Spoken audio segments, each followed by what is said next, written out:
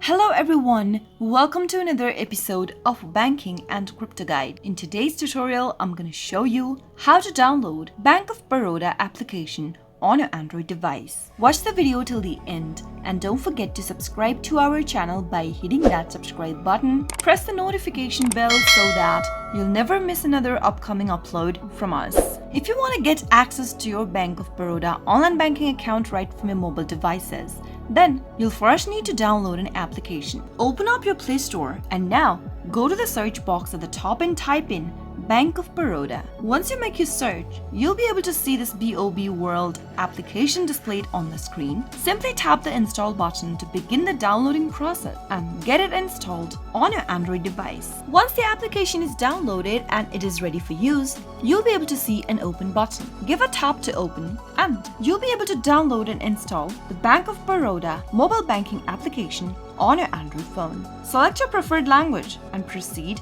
in order to log in and access your account. That is how it can be done. I hope the tutorial was helpful to you. If it was, go ahead and give us a thumbs up. I'll be back soon with more videos like this. Thank you for watching.